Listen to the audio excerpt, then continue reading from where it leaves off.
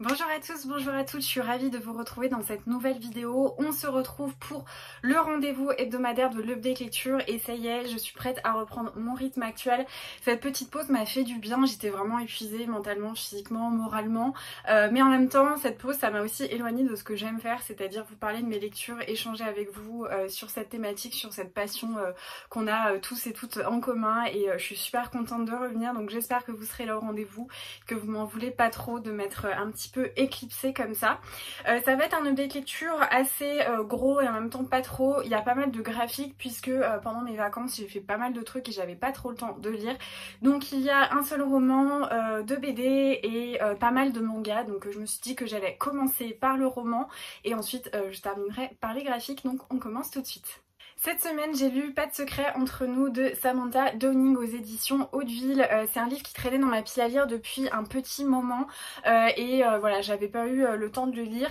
Et donc c'est un thriller et franchement, j'étais trop happée. Hier, on avait un rendez-vous dans l'après-midi et il me restait que quelques pages et j'étais tellement accro au livre que je suis partie avec pour pouvoir grappiller quelques minutes de lecture dans la voiture ou sur le chemin. J'étais vraiment hyper à fond. En fait, on suit un homme, il me semble qu'il a pas de... on n'a pas son prénom en fait, qui est marié à Millicent. Ils ont 2 enfants, des ados et... on comprend qu'il a des activités un petit peu louches puisque le soir il va dans des bars, il tend son téléphone et il dit bonjour, je m'appelle Tobias, je suis sourd. Et donc on voit qu'il regarde les femmes un petit peu comme des proies et quand il rentre il dit à sa femme non, c'est pas la bonne. Et donc on comprend que le couple a une relation hyper malsaine et c'est un peu tous les deux des psychopathes puisque petit à petit s'est installé un jeu où ils vont trouver une femme et décider ensemble de la tuer. Et donc on apprend un petit peu plus comment ce jeu s'est mis en place, comment ils sont en train de développer certaines tactiques, certaines choses jusqu'à aller ressusciter un tueur en série en fait à l'époque qui n'avait jamais été retrouvé pour faire passer les meurtres sous son compte et donc comment ils vont le faire revivre, etc. Alors moi vous savez, je suis vraiment une adepte des trucs un petit peu glauques. Alors comme ça c'est très bizarre mais par exemple je suis une grande fan de Faites entrer l'accusé. Les tueurs en série c'est des sujets qui me fascinent. J'adore les affaires Pierre Bellemare, les trucs comme ça, les affaires jamais résolues, j'adore ça vraiment, j'adore, je trouve ça passionnant d'un point de vue psychologique, enfin les tueurs en série et tout, j'adore.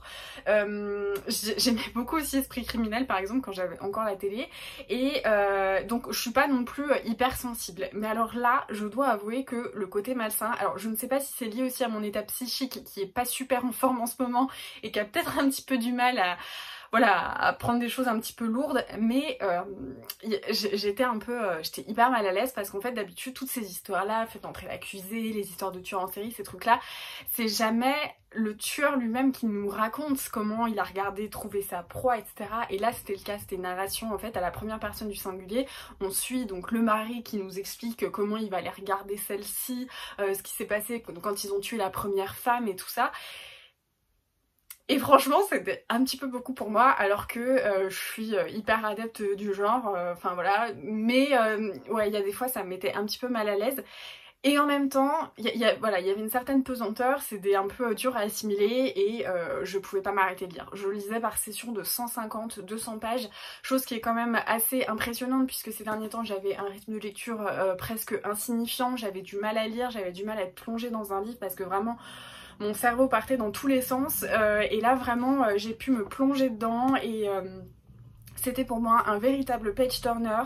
Y a des choses que j'avais anticipées, mais c'était super bien mené. C'est-à-dire que même si j'avais une idée de comment ça pouvait se solver, j'ai quand même été agréablement surprise parce que c'est bien fait. C'est pas bâclé en mode la solution elle était plus ou moins évidente et puis on finit comme ça sans avoir vraiment appelé le lecteur. C'est-à-dire que même si j'avais une idée de ce qui pouvait se passer, de comment ça pouvait se terminer, j'ai quand même eu des surprises et j'ai quand même eu cette envie, cette urgence à terminer le livre. Donc franchement moi j'ai trouvé que c'était un bon thriller.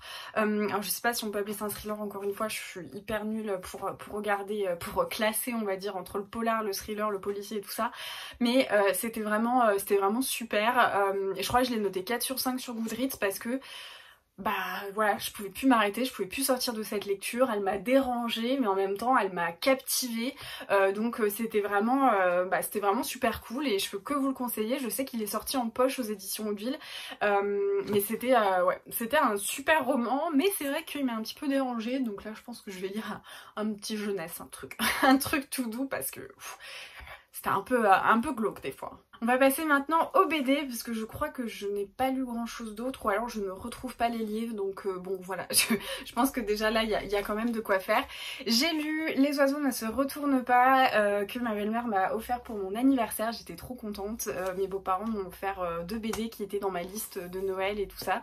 Alors ce roman, cette BD, elle est déjà absolument somptueuse. Voilà, je vous l'ai montré dans mon haul un petit peu d'anniversaire, et vraiment je suis trop contente de l'avoir eu, que la mère de mon chéri l'ait choisi pour moi, parce que dans ma liste, hein, forcément j'avais donné une liste, mais je l'avais un petit peu mis de côté parce que je le voyais plus du tout en librairie et pourtant j'avais super envie de le lire.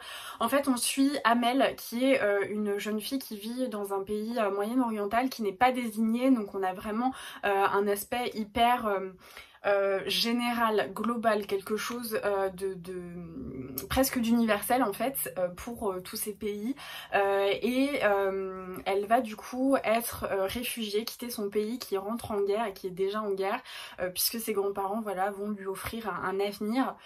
Et en fait on va suivre ce que c'est l'enfance d'un réfugié, et c'est assez édifiant. Et voilà, le fait que les choses ne soient pas vraiment explicitées, on ne dit pas. Alors moi au début j'avais voilà cette fausse croyance qu'on était en Iran, mais pas du tout. Ça peut être un petit peu un exemple, un peu comme dans Persépolis par exemple, mais voilà, elle quitte son pays pour avoir un avenir, mais qu'est-ce que c'est l'avenir d'une réfugiée qui n'a plus de parents, qui n'a plus de racines, qui n'a plus rien? Comment elle va réussir à se construire?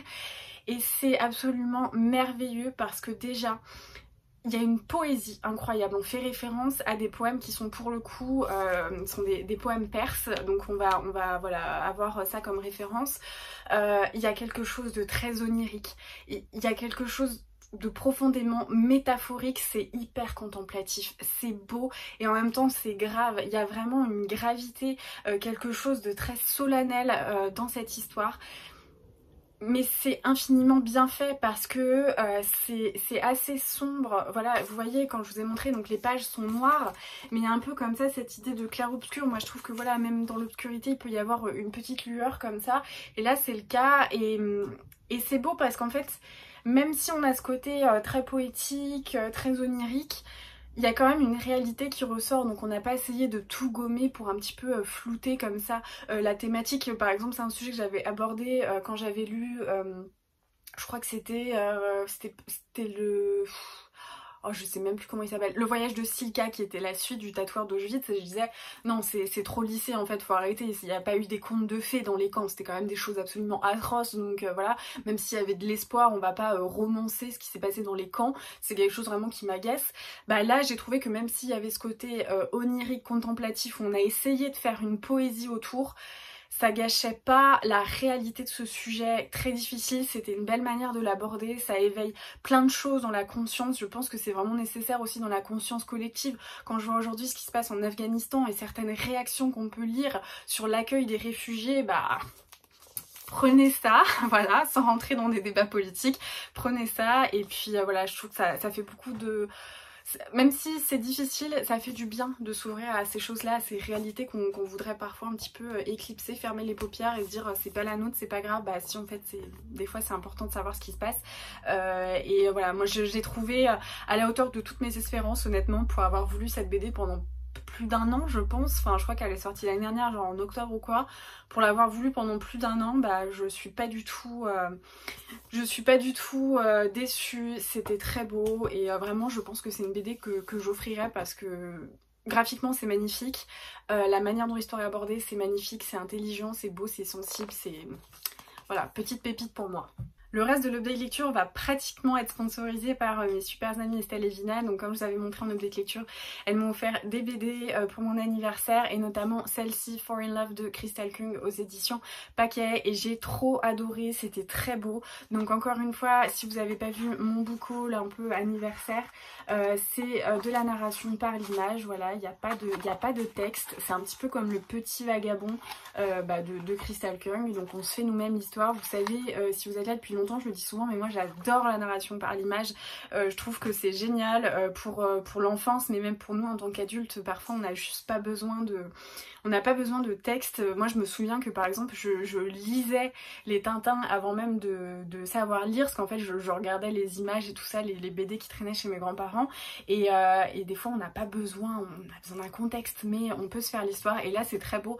C'est une manière très contemporaine d'aborder toutes les formes d'amour, et j'ai trouvé que c'était extrêmement intelligent, et c'est beau en fait la manière dont c'est fait. Il y a une simplicité qui devrait être toujours là quand on parle d'amour, et de l'amour avec un grand A, parce que c'est quelque chose de tellement infini, tellement différent pour toutes les personnes, et c'est super parce qu'en plus de ça c'est extrêmement d'actualité, parce qu'on a des problématiques aussi avec les nouvelles formes de rencontres, notamment les réseaux sociaux, ce genre de trucs. On a les formes d'amour qui peuvent être différentes, on a la recherche aussi dans ce monde ultra connecté, comment on se trouve des liens et comment on peut tisser des liens d'amour ou autres, et c'était très beau. Il y a 4 histoires comme ça, et finalement c'est une œuvre qu'on peut lire presque dans tous les sens en fait. On peut faire une première lecture et la recommencer, avoir l'impression que ça découle presque de ce qu'on vient déjà de lire. Enfin c'est assez magique je trouve, ça fait une forme de boucle, et c'était très beau, voilà, très beau, très poétique.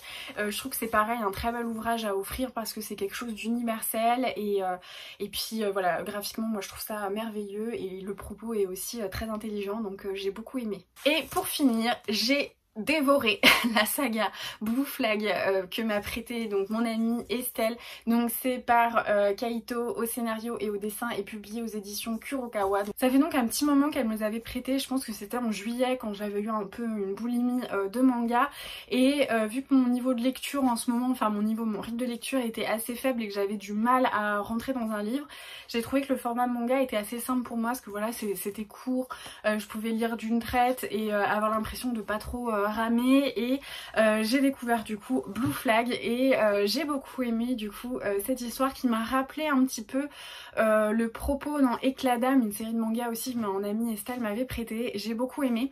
On suit en fait un lycéen qui se prépare à plein de choses, donc à découvrir sa destinée, son avenir, vers où il s'oriente, et dans l'orientation il y a aussi plein de choses. Je pense que c'est un roman, un graphique pardon, un manga qui aborde plein de problématiques et qui ouvre en fait la réflexion sur plein de problématiques différentes. Donc on parle évidemment de l'orientation sexuelle, on parle aussi de l'avenir, on parle de l'amitié homme-femme, mais en fait on parle de plein de choses avec une intelligence mais incroyable. J'ai trouvé qu'en fait c'était un manga qui abordait les choses de manière assez inédite, en osant dire des trucs qu'on voit pas souvent. Par exemple, donc j'ai lu les 8 tomes hein, de la série, donc l'intégrale.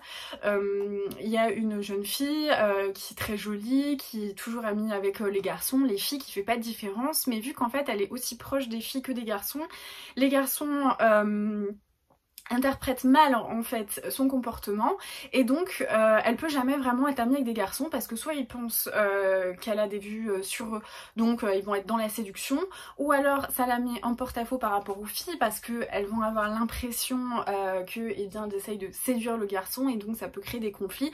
Et en fait on va avoir tous une discussion comme ça sur l'amitié homme-femme, mais expliquée d'une manière où c'est hyper intéressant, parce que justement en fait je trouve que ça remet un petit peu les bases. La fille qui sort avec beaucoup de gens, c'est pas parce qu'elle a sorti avec beaucoup de garçons que forcément dès qu'elle parle à un garçon ça veut dire qu'elle a une attirance pour lui, et que forcément c'est de l'ordre un petit peu plus que de l'amitié. Et en fait elle se dit pourquoi moi je récupère les pots cassés de ça, alors que si j'étais un garçon il y aurait pas de problème. Et moi en tant que fille j'ai pas le droit d'être amie avec un garçon, alors qu'un garçon peut très simplement être ami avec une fille. Donc il y a toutes ces choses là. On parle aussi de l'orientation sexuelle, mais d'une manière où c'est pas par exemple quelque chose de, comment dire, c'est pas quelque chose de tout noir ou tout blanc. On n'a pas un personnage qui va... alors, il y en a, mais l'histoire principale, c'est pas, voilà, je suis gay et je vais essayer de faire mon coming out. Pas du tout. C'est une réflexion, on sent qu'il y a un apprentissage, et en fait, on montre que, bah, pour ceux qui savent, en fait, s'ils sont hétéros ou s'ils sont homosexuels, c'est cool. Pour ceux qui savent pas, qui vont changer d'avis, c'est cool aussi. Pour ceux qui se posent pas du tout la question, c'est cool aussi. Et en fait, on aborde plein de trucs, et moi je trouve que bah, c'est hyper important en fait d'avoir cette manière de penser.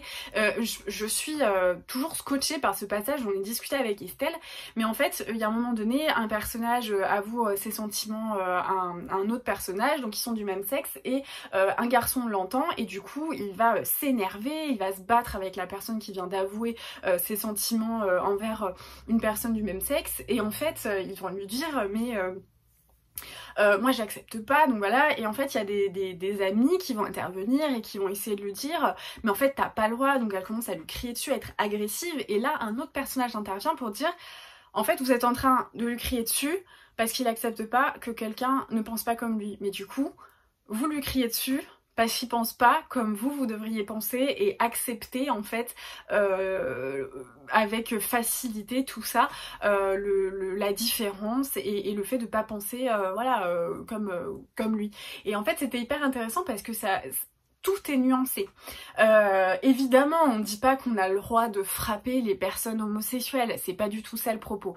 Mais c'est de dire, on peut pas non plus demander à ce que tous les gens acceptent les situations qui sont normales, parce que la sexualité c'est quelque chose de normal, quelle qu'elle soit hétéro, homo, qu'elle soit asexuelle, ou voilà, enfin tout ce genre de choses. Et en fait, c'est-à-dire, bah, on peut pas crier, on peut pas pointer du doigt, en fait, faisons les choses avec nuance, apprenons, et bah, si on doit pas stigmatiser une personne, n'en stigmatisons pas d'autres, enfin voilà. Tout est très bien amené, je pense que là, dit comme ça, c'est un petit peu bancal, mais j'ai trouvé que c'était fait avec voilà, beaucoup d'intelligence sur toutes ces problématiques. Pour moi, c'est un manga d'apprentissage, d'orientation, et quand je dis orientation, voilà, ça connote tant l'orientation sexuelle que l'orientation de vie, l'orientation d'avenir, au niveau des études et tout ça. C'est un peu un rite initiatique, c'est un manga de passage, enfin j'ai trouvé que c'était vraiment fait avec beaucoup d'intelligence, et je suis très contente d'avoir lu ces 8 tomes parce que bah, ça m'a donné des nouvelles pistes de réflexion sur certaines choses, ça m'a donné aussi peut-être de la distance. Moi j'ai du mal à accepter pas mal de choses que je peux entendre dans la société, au genre de trucs, des blagues qui pour moi n'ont plus leur place, enfin voilà. Bah, ça me permet aussi voilà, d'avoir cette nuance, d'aborder les choses différemment, d'être un petit peu plus dans la discussion, et d'essayer bah, de comprendre l'autre. Enfin, vraiment j'ai trouvé qu'il m'a apporté beaucoup de choses, et je suis super heureuse de l'avoir lu. Voilà, c'est tout pour cette update lecture, j'espère que la vidéo vous aura plu, j'ai hâte de reprendre mon petit rythme, et j'espère que les livres et les graphiques que je vous ai présentés vous ont plu, vous ont intéressé. Enfin en tout cas, je suis trop contente là de me reposer devant la caméra, de vous parler de mes lectures et de reprendre un petit peu un semblant de normalité, donc j'espère que vous êtes contents et contentes d'être là avec moi pour ce petit rendez-vous du lundi, et en attendant la prochaine vidéo, je vous souhaite de très bonnes lectures, je vous embrasse et je vous dis à très vite.